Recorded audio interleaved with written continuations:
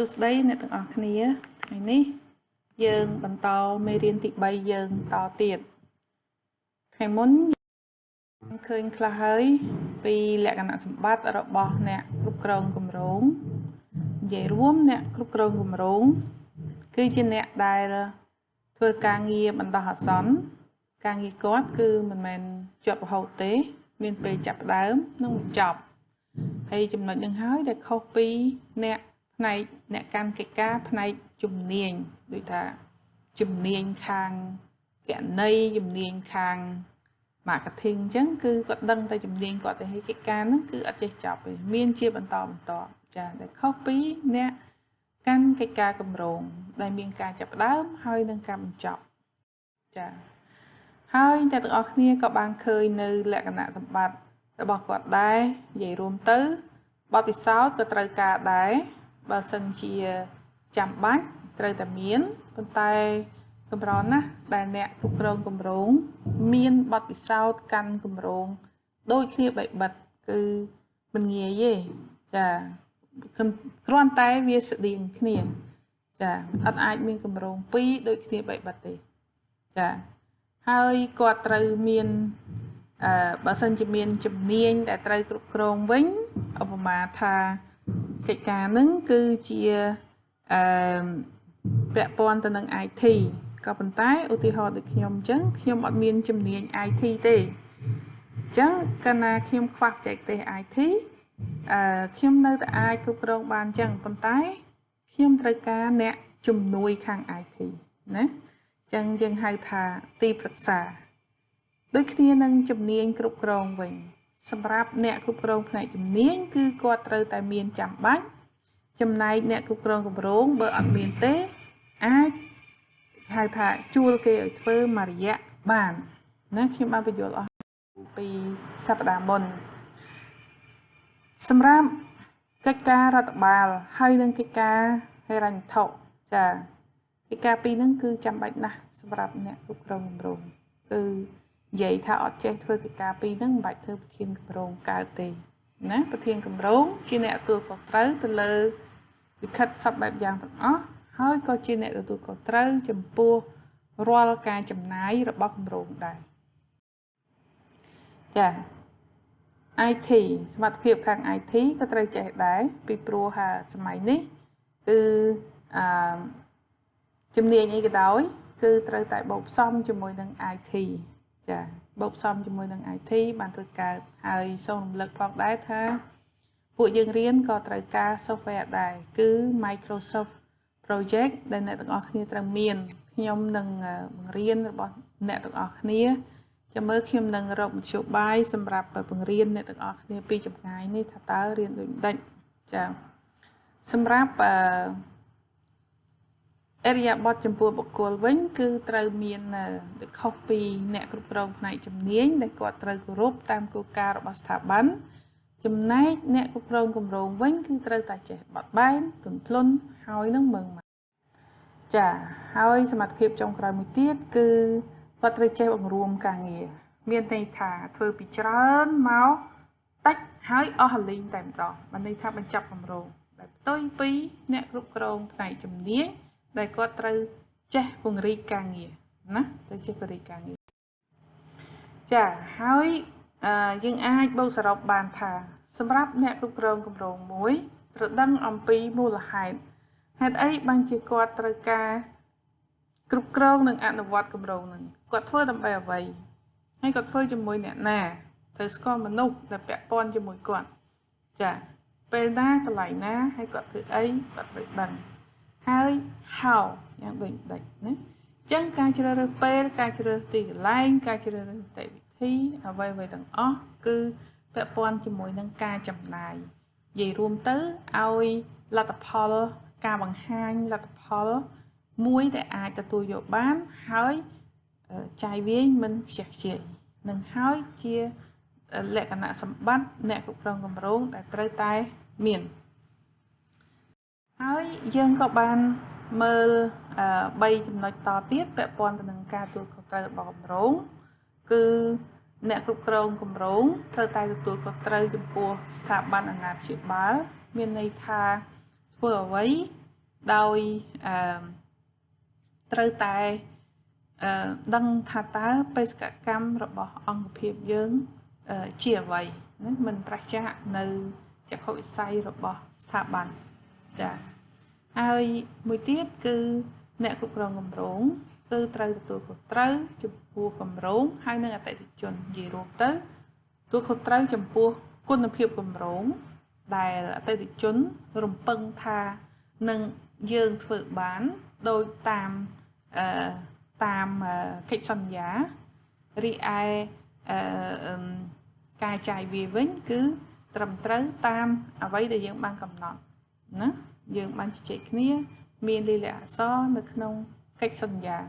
នេះហើយហៅថាការគ្រប់គ្រងគម្រោងការទទួលខុសត្រូវចំពោះគម្រោងនិងអតិថិជនចា៎ពាក់ព័ន្ធទៅនឹងការទទួលខុសត្រូវរបស់បុគ្គលិកនិយាយរួមទៅគឺទទួលខុសត្រូវចាត់តាំងពីការរៀបផែនការមានន័យថាអ្នកគ្រប់គ្រងគម្រោងត្រូវស្គាល់ថាតើជំនាញអីដែលយើងត្រូវការចាជំនាញអីដែលយើងត្រូវការណាប៉ុន្មានអ្នកហើយអ្នកណាដែលចាំបាច់អ្នកណាដែលមិនសូវចាំបាច់រហូតដល់ចប់គម្រោងហើយដល់ចប់គម្រោងហើយបើសិនជាអ្នកគ្រប់គ្រងនោះជាអ្នកល្អអាចមានគម្រោងថ្មីសម្រាប់បុគ្គលិកជាបន្តទៀតនឹងហើយតែហៅថាការទទួលខុសត្រូវរបស់អ្នកគ្រប់គ្រងគម្រោងចំពោះបុគ្គលិកចានេះអ្វីដែលយើងបានរៀនពីសប្តាហ៍មុនចានេះយើងបន្តទៅ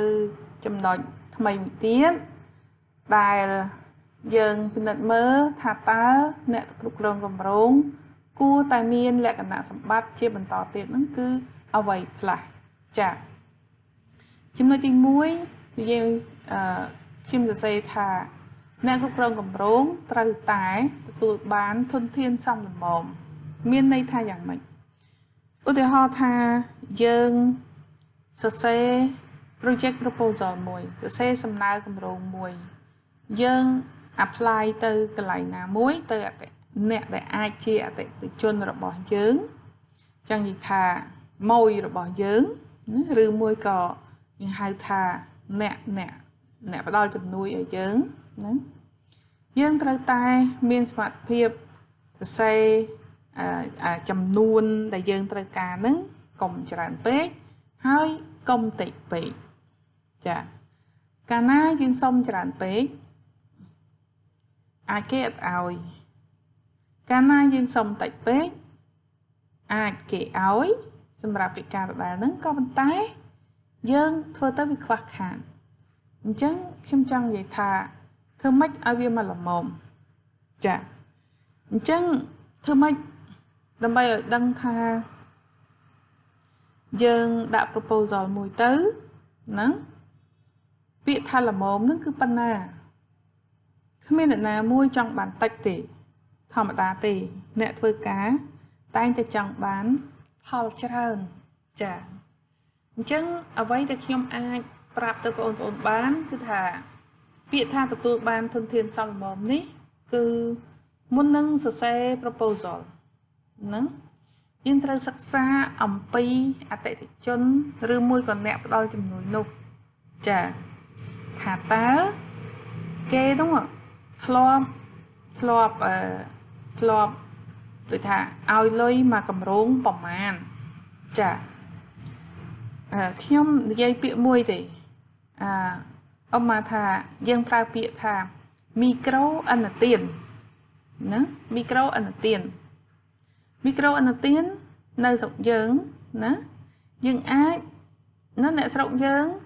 អាចទៅកន្លែងស្ថាប័នមីក្រូហិរញ្ញវត្ថុខ្ចីប្រាក់200000មិនន័យថា$50ចានឹងហើយដែលយើងហៅថា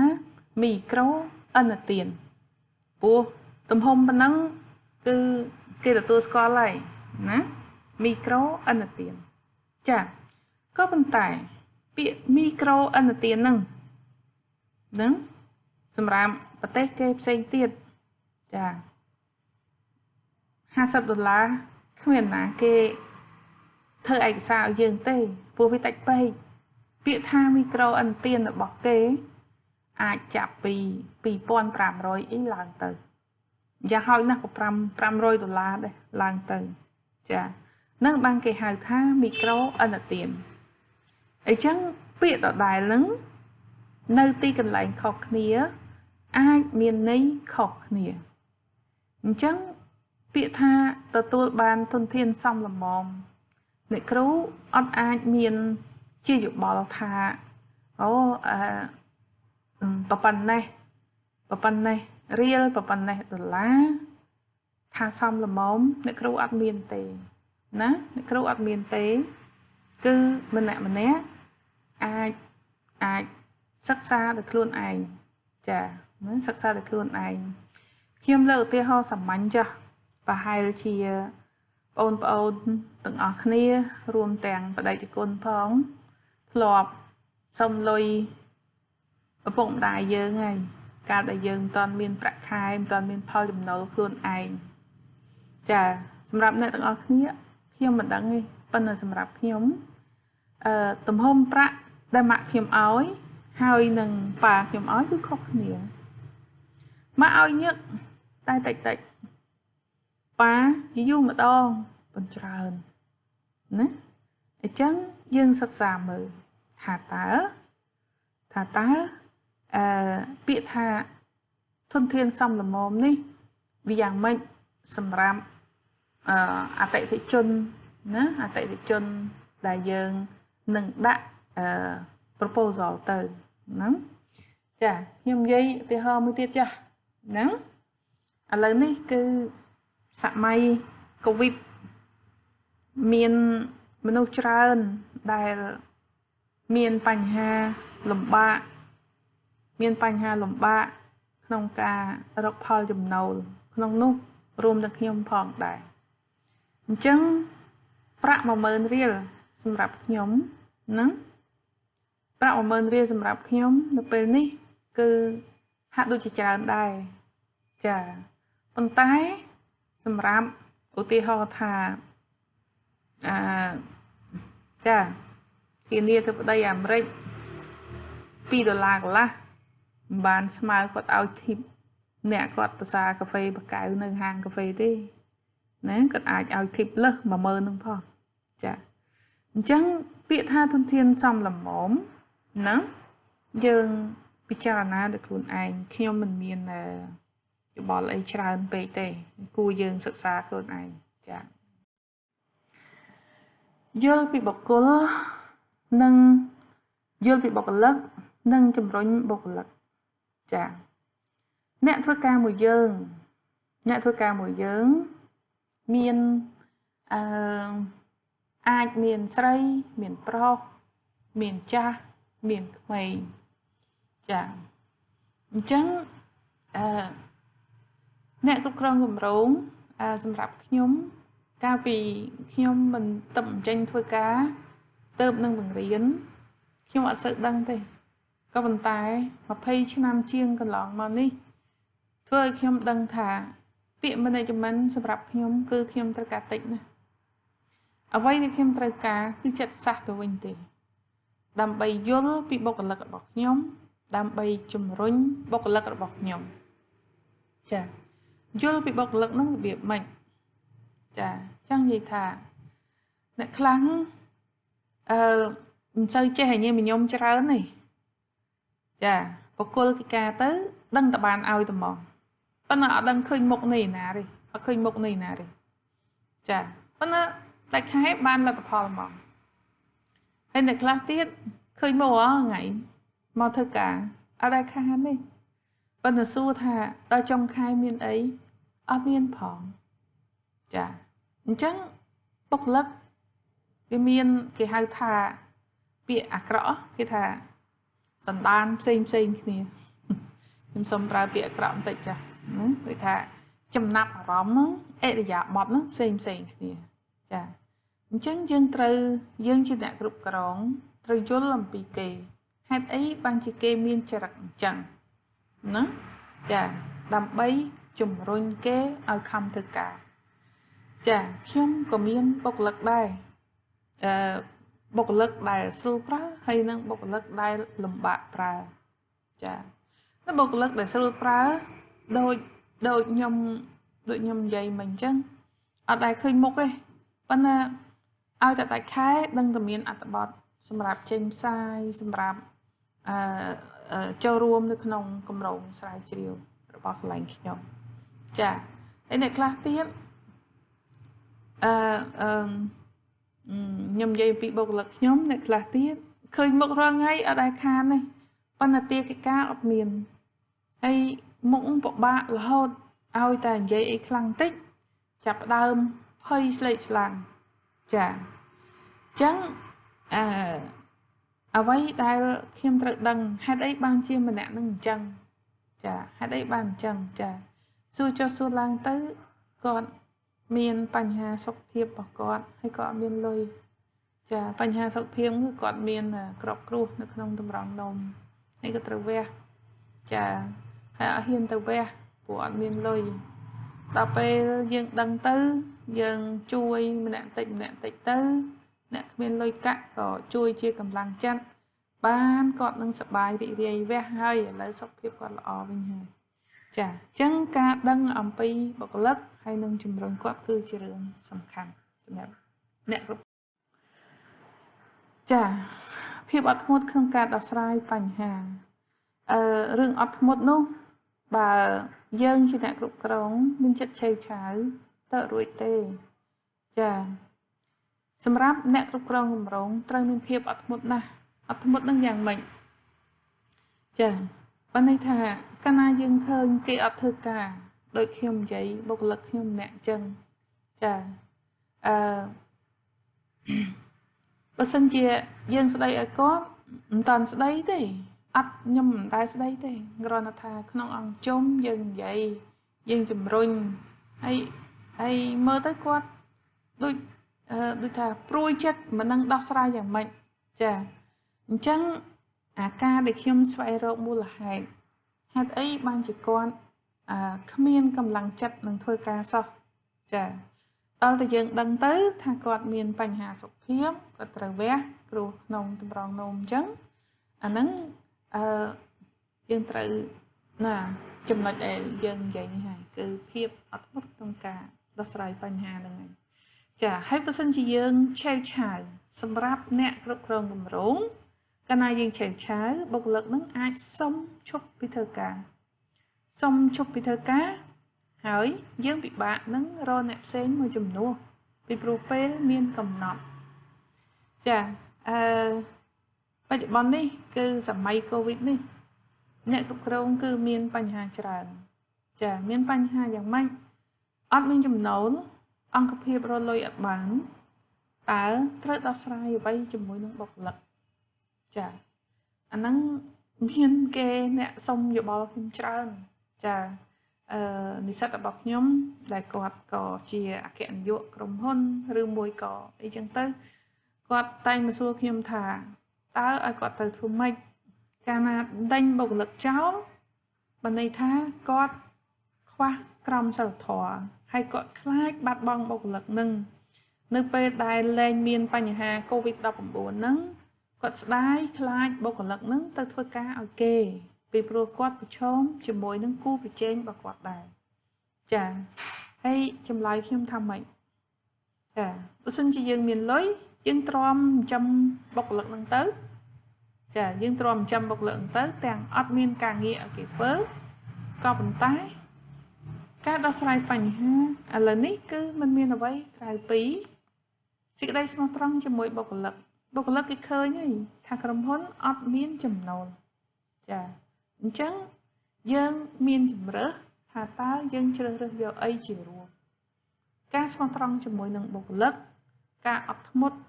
ហើយដោះស្រាយជារួមអានឹងហើយដែលជាភារកិច្ច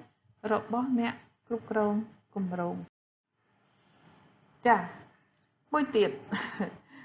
มันមានមនុស្សណាដែលអាចដើរលើទឹកបានទេក៏ប៉ុន្តែឲ្យវាមានតែក្នុងកុនក៏ប៉ុន្តែខ្ញុំសរសេរនេះគឺសំដៅទៅលើថាណាគឺសំដៅទៅលើថាភាពប៉ិនប្រសប់របស់អ្នកគ្រប់គ្រងជារួមទៅអ្នកគ្រប់គ្រងត្រូវតែជាមនុស្សដែលខ្ញុំតែងតែនិយាយថាមានញាណទី6 ធម្មតាយើងមានញៀនតែ5ទេភ្នែកច្រមុះត្រចៀកដៃស្ទាបអណ្ដាតអ្នកភ្លក់អីហ្នឹងក្លិនច្រមុះចាក៏ប៉ុន្តែត្រូវមានអាមួយពិសេសទៀតណាអាហ្នឹងហើយដែលខ្ញុំថាជាមនុស្សដែលអាចដើរលើទឹកបានហ្នឹងគឺថាប៉ិនប្រសពអត់ចេះធ្វើទេប៉ុន្តែអាចចាប់កំហុសគេបាននៅពេលដែលគេធ្វើមិនបានល្អអាហ្នឹងហើយដែលជាលក្ខណៈសម្បត្តិដែលត្រូវការណាខ្ញុំតែងតែនិយាយថាខ្ញុំគ្មានសមត្ថភាពរៀបឥដ្ឋការ៉ូទេ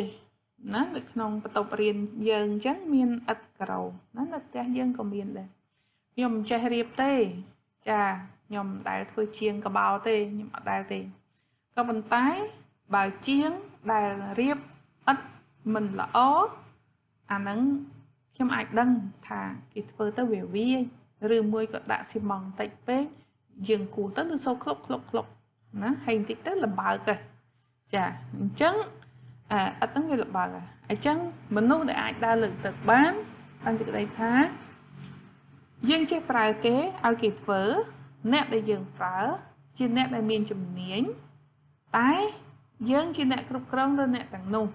គេធ្វើខុសយើងដឹងថាគេខុសណាចាយើងដឹងថាគេធ្វើខុសមិនតែប៉ុណ្ណោះអ្នកគ្រប់គ្រងគម្រោងត្រូវមាន credit ជាភាសាខ្មែរគឺកិត្តិយសបានន័យថាជាអ្នកល្បីល្បាញខាងបច្ចេកទេសដូចខ្ញុំនិយាយមិញអញ្ចឹងអត់ចេះធ្វើទេក៏ប៉ុន្តែដឹងថាគេធ្វើខុសណាឧទាហរណ៍ថាអានឹងអាចជាការចាំបាច់ហ្មងចំណុចហ្នឹងឧទាហរណ៍ថាយើងកាន់គម្រោងធំមួយហើយយើងអត់មានជំនាញខាងកណន័យទេយើងមានម្នាក់ដែលជាគាត់ជា bookkeeper ឲ្យយើងជាអ្នកកត់ត្រាចំណូលចំណាយរបស់យើងចាណាលើការចំណាយក្នុងគម្រោងនឹងយើងជួលគាត់ឲ្យមកធ្វើចាហើយគាត់អាច present ចំណូលចំណាយឲ្យមកយើងមើលចាយើងអត់ចេះធ្វើទេគេអាចចេះថាចំណូលប៉ុណ្ណេះចំណាយប៉ុណ្ណេះគេធ្វើអា balance អីមួយចឹងទៅប៉ុន្តែកាលណាគេធ្វើខុសយើងដឹងថាគេធ្វើខុសចង់និយាយថាកាលណាចំណូលខុសពីចំណាយអាឆ្វេងហើយនឹងអាស្ដាំវាខុសគ្នាអានឹងតារាងតុល្យភាពវាមានអីវាខុសហើយណាអានឹងហើយដែលហៅថាជាអ្នកពូកែខាងបច្ចេកទេសដែលយើងត្រូវដឹងណាត្រូវមានចាចំណុចមួយទៀតយើងធ្លាប់និយាយពីខាងដើមមេរៀនហើយអ្នកគ្រប់គ្រងគម្រោងត្រូវជាអ្នកប៉ិនប្រសំខាងកិច្ចការរដ្ឋបាលមានន័យថាវិខិតស្នាមហើយនឹងតំណែងតំណងហ្នឹងគឺត្រូវតែជាអ្នកជំនាញខ្ញុំមិនបញ្យល់ច្រើនទៀតទេព្រោះចំណុចនេះយើងនិយាយពីដើមមេរៀនរួចមកហើយចាលើសពីនេះទៅទៀតអ្នកគ្រប់គ្រងគម្រោងត្រូវតែជាអ្នកឆាប់យល់ពីអារម្មណ៍របស់បុគ្គលិកចាឆាប់យល់ពីអារម្មណ៍របស់បុគ្គលិកនឹងយ៉ាងម៉េចខ្ញុំជឿថាអ្នកទាំងអស់គ្នាប្រហែលជាពិបាកនឹងយល់ពីអារម្មណ៍នេះបន្តិចក៏ប៉ុន្តែមានគ្នាតិចណាស់ដែលនៅក្នុងថ្នាក់ហ្នឹងយល់ពីអារម្មណ៍ហ្នឹងអីចាសម្រាប់បងប្អូនអ្នកថ្ងៃពហុខ្ញុំអត់សូវស្គាល់ទេក៏ប៉ុន្តែសម្រាប់បងប្អូនថ្នាក់ចុងអាទិត្យខ្ញុំស្គាល់ព្រោះខ្ញុំធ្លាប់ប្រហាត់មួយឆ្នាំវាហើយចាអារម្មណ៍ហ្នឹងយ៉ាងម៉េចចាវាមានអ្នកមានកូនតូចចាណាអ្នកមានកូនតូចអារម្មណ៍របស់អ្នកមានកូនតូចអ្នកមានកូនត្រូវចិញ្ចឹមគឺវាខុសគ្នាអំពីអារម្មណ៍របស់អ្នកដែលនៅលីវចាអារម្មណ៍របស់បងប្អូនដែលនៅលីវចាណាបងប្អូនដែលមិនតាន់មានមិនតាន់រៀបការមិនតាន់មានគូប្រចាំជីវិតនោះគឺអារម្មណ៍ផ្សេងចា មានចំណូលមិនច្រើនទេក៏ប៉ុន្តែអាចបង្កើតបរិយាកាសសប្បាយរីករាយច្រើនសម្រាប់អ្នកដែលមានកូនទទួលខុសត្រូវណាដែលមានកូនដែលយើងត្រូវចិញ្ចឹមចាងាកមករៀនផងងាកធ្វើការផងងាកកូនអាចកូននៅតូចកូនឈឺច្រើនអារម្មណ៍មួយនេះគឺបញ្យល់ដល់ប្អូនដែលមិនតាន់មានកូននោះគឺទៅមិនរួចទេគឺពិបាកយល់ជាទិសដីអានឹងមិនខុសអីពីចាខ្ញុំនិយាយប្រវត្តិអតីតកាលបន្តិចចាស់ណាថ្ងៃនេះស្រីពេលចេញដំណើរទៅណាពិបាកមិនដឹងស្លៀកកៅអៅពណ៌អីចាម៉ូដអីណាបែកជើងអីកាបូបពណ៌អីណាជាពិសេសពេលទៅញ៉ាំការចាជំនាន់ប៉ុលពតវិញគឺអត់បាច់រើសម៉ូដទេគឺស្រួលហ្មងចាមានតែ2កាផ្លេទេមួយកាផ្លេហាលនៅលើមែកឈើហើយនឹងមួយកាផ្លេនៅជាប់ខ្លួនចាអត់មានពិបាករើសម៉ូដទេអញ្ចឹងកាលណាយើងស្គាល់អារម្មណ៍បុគ្គលិកគឺយើងអាចនិយាយជាមួយគាត់បានណាអ្នកខ្លះមានចរិតឆាប់ខឹងអ្នកខ្លះមានចរិតមិនងាយនិយាយជាមួយទេចាណាដឹងថាចង់បានភាគលាភក៏ប៉ុន្តែដៃជើងមិនសូវលើកទេមិនសូវចង់ធ្វើទេចាអាហ្នឹងត្រូវយល់ពីអារម្មណ៍របស់គេថាតើគេចង់បានអីចាត្រូវមានលំនាំនៃការដឹកនាំនិងគ្រប់គ្រងចាអត់ពិបាកពយល់ទេណាលំនាំនៃការដឹកនាំនិងគ្រប់គ្រងមានច្រើនបែបចារដូវកាលកូវីដនេះចា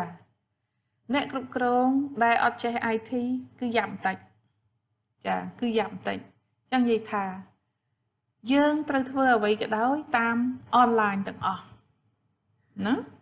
សូម្បីតែខ្ញុំបង្ហាត់ប្អូនក៏ត្រូវប្រើអ៊ីនធឺណិតខ្ញុំត្រូវប្រើចំណេះដឹងខាងកុំព្យូទ័រដើម្បីបង្ហាត់ប្អូនបានដែរអញ្ចឹងលំនាំនៃការគ្រប់គ្រងឧទាហរណ៍ថាសម័យកាលកូវីដគឺអ្នកលក់អនឡាញរៀនអនឡាញបង្រៀនអនឡាញអីទៀតចាមើលកុនស្ដាប់ចម្រៀងអានឹងអនឡាញទៅហើយចាអញ្ចឹងលំនាំនៃការដឹកនាំនិងគ្រប់គ្រងគឺ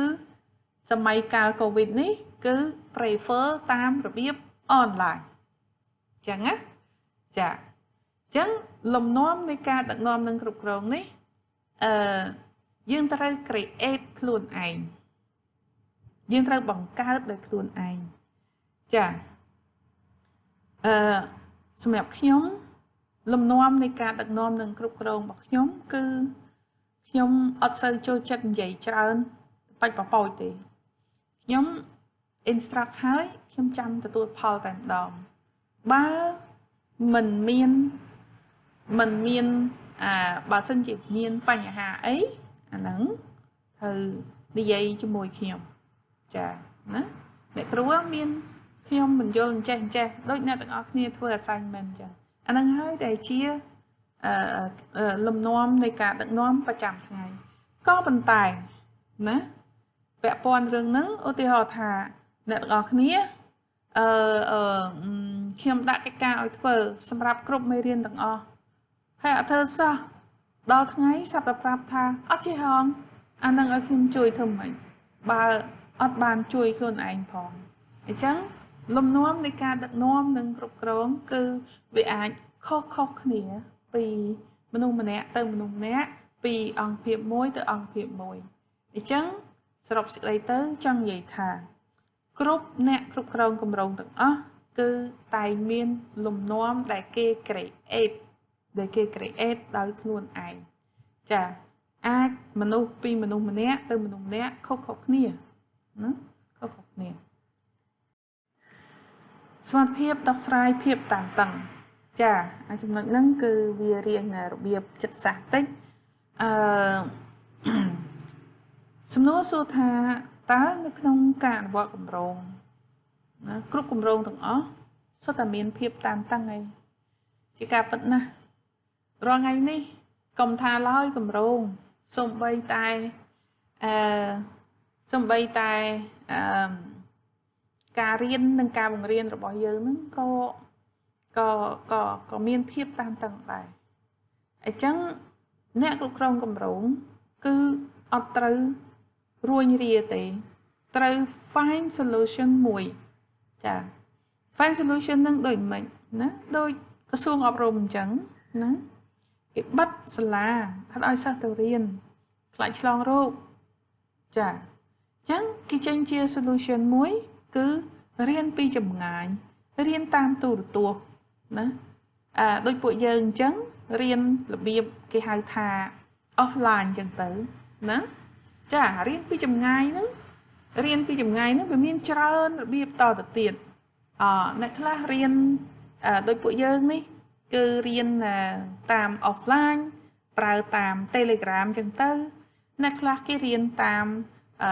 Google Classroom តាម Zoom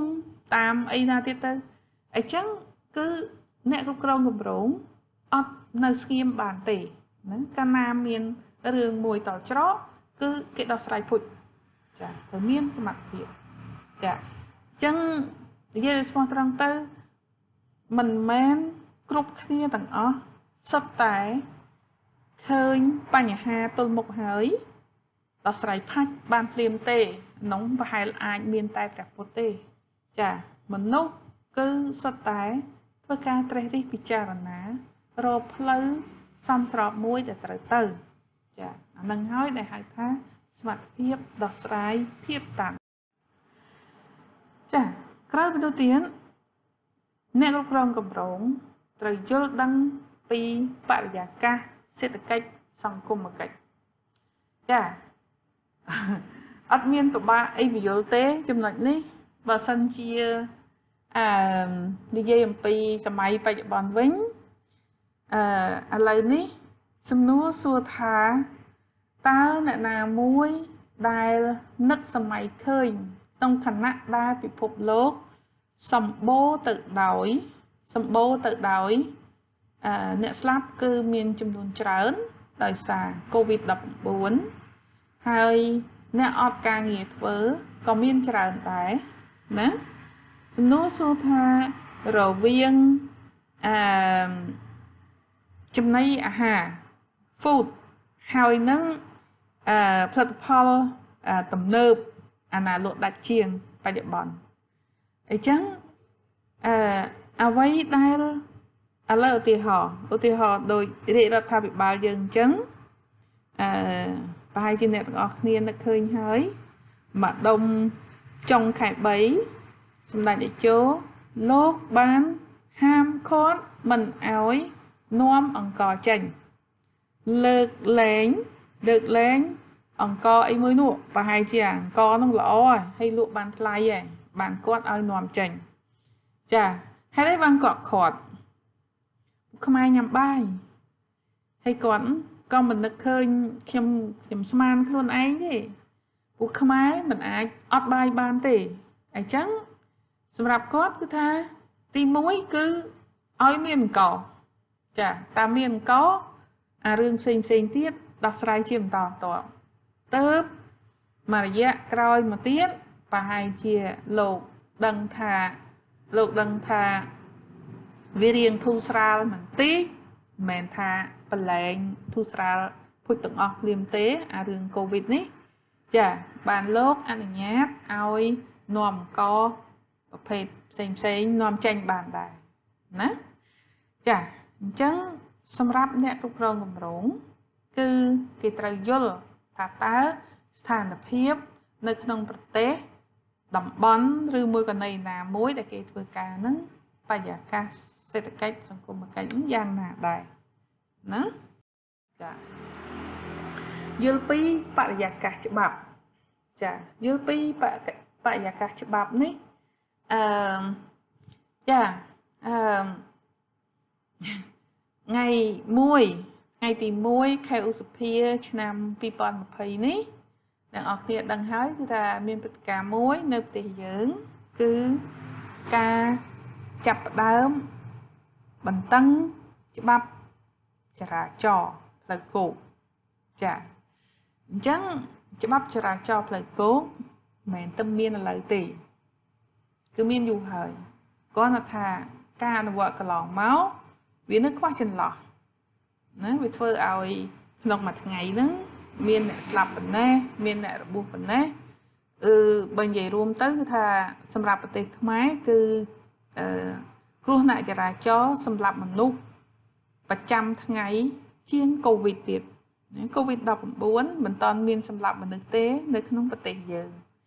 អញ្ចឹងគ្រោះថ្នាក់ចរាចរណ៍គឺគួរឲ្យខ្លាចណាស់ចាអញ្ចឹងឧទាហរណ៍ថាណាថ្ងៃ1ឧសភានឹងអ្នកទាំងអស់គ្នាឃើញហើយតើប្រមាណអ្នកដែលត្រូវមន្ត្រីនគរបាលណាចាតរថ្ងៃហ្នឹងក៏គេនៅចាប់បានអ្នកដែលប្រព្រឹត្តខុសហ្នឹងច្រើនដែរចាប៉ុន្តែខ្ញុំអត់ទេពីព្រោះនគរបាលអត់ចាប់ខ្ញុំទេពីព្រោះខ្ញុំអត់មានម៉ូតូអត់មានឡានបើកខ្លួនឯងនៅលើផ្លូវអញ្ចឹងខ្ញុំអត់មានខុសអីខុសទេអញ្ចឹងមុនថ្ងៃ1ឧសភារឿងមួយផ្សេងសម្រាប់ការបើកបរចាប់ពីថ្ងៃឧសភា1ឧសភាមកគឺរឿងមួយផ្សឹងទៀតអញ្ចឹងយើងត្រូវយល់ពីបរិយាកាសហ្នឹងចានេះខ្ញុំលើកឧទាហរណ៍តូចមួយទេក៏ប៉ុន្តែសម្រាប់អ្នកគ្រប់គ្រងគម្រោងយើងត្រូវដឹងថានៅប្រទេសមួយកម្រិតច្បាប់របៀបម៉េចអីយ៉ាងម៉េចអាហ្នឹងគឺយើងត្រូវដឹងចាយល់ពីវត្តអាជីវកម្មចាខ្ញុំនិយាយមិញរួចហើយនៅចំណុចយល់ពីបរិយាកាសសេដ្ឋកិច្ចសង្គមគិច្ចហ្នឹងគឺថាក្នុងគណៈពេលដែលមានអត្រានិកម្មភាពខ្ពស់មានអ្នកស្លាប់ច្រើនសំណួរសួរថាការលក់ទំនិញដែលគេហៅថាទំនិញ luxury ណាទំនិញទំនើបបំផុតហ្នឹងណាវាប្រហែលជាមិនសូវកាក់កមដោយទំនិញចាំបាច់ប្រចាំថ្ងៃទេណាចាអញ្ចឹងនៅក្នុងប្រព័ន្ធផ្សព្វផ្សាយបច្ចុប្បន្ននេះអ្នកទាំងអស់គ្នាប្រហែលជាបានឃើញបានយល់ហើយគឺគេនិយាយថាសម្រាប់អាជីវកម្មពិភពលោកគឺវាមានគេហៅថាការធ្លាក់ដុនដាបមែនតើណា GDP របស់ប្រទេសមួយគឺធ្លាក់ចុះវាមិនខ្ពស់ដោយការទូទាយកាលពីចុងឆ្នាំ2019ទេចាអញ្ចឹងសម្រាប់ប្រទេសយើងខ្ញុំគិតថាអានេះដោយសារខ្ញុំចេះតែអានសភៅឯស្រាវជ្រាវឯបដើទេណាខ្ញុំគិតថានៅក្នុងថ្នាក់យើងអាចមានបងប្អូនអ្នកជំនាញខាងអចលនទ្រព្យប្រហែលជាសម័យកាលកូវីដនេះអាចនៅត្រឹងបន្តិចចាហើយហេតុអីបាននៅត្រឹងព្រោះម្នាក់អត់ហ៊ានចេញពីផ្ទះផងហើយអត់មានចំណូលអីអ្នកណាទៅទិញផ្ទះទិញដីនោះប្រហែលជាគេនៅស្ងៀមអញ្ចឹងឥឡូវនេះប្រហែលជាស្ថានភាពនៅស្រុកយើងប្រហែលថ្ងៃនេះធូរស្រាលអញ្ចឹងអាជីវកម្មអចលនទ្រព្យអាចរើបបន្តិចឡើងវិញអញ្ចឹងគឺសម្រាប់អ្នកគ្រប់គ្រងគម្រោងគឺគេត្រូវយល់ថាតើអាជីវកម្មអីដែលគេហៅថាពេញនិយមនោះណាព្រោះវាអាចផ្លាស់ប្ដូរអញ្ចឹងណាវាអាចផ្លាស់ប្ដូរអញ្ចឹងចាចំណុចចុងក្រោយនេះនិយាយអំពីអ្នកគ្រប់គ្រងគម្រោងត្រូវយល់ពីកម្រិតបច្ចេកវិទ្យាចឹងនិយាយថាបិទមានគម្រោងណាមួយបច្ចុប្បន្ននេះដែលអត់ប្រើកុំព្យូទ័រទេកម្រណាអាចមានតែមិនច្រើនទេណា ចាអញ្ចឹងកម្រិតបច្ចេកវិទ្យាអ្នកទាំងអស់គ្នាដឹងហើយថាកាលណាយើងវិនិយោគទៅលើបច្ចេកវិទ្យាខ្ពស់យើងអាចបន្ថយកម្លាំងពលកម្មហើយផ្ទុយទៅវិញបើសិនជាយើងចង់ប្រើកម្លាំងពលកម្មឲ្យបានច្រើនពេលហ្នឹងយើងមិនបាច់វិនិយោគទៅលើកម្រិតបច្ចេកវិទ្យាទេក៏ប៉ុន្តែសម្រាប់អ្នកគ្រប់គ្រងគម្រោងត្រូវយល់អំពីតុល្យភាពនៃកម្រិតបច្ចេកវិទ្យាដែលយើងចង់បានឧទាហរណ៍ថាចាខ្ញុំឃើញប្រព័ន្ធផ្សព្វផ្សាយគេនិយាយអំពីនៅប្រទេសមួយនៅអាហ្វ្រិកដែលប្រទេសហ្គាណាចាប្រទេសហ្គាណាគេនិយាយអំពីព្រឹកមិញហ្នឹងគេនិយាយអំពីអ្នកដែលអត់មានផ្ទះនៅអ្នកដែលអត់មានផ្ទះហើយគាត់នៅដេកតាមសម្រាប់ផ្ទះហើយមានសម្រាប់ផ្ទះគេនៅកណ្ដាលទីក្រុងតែម្ដងណា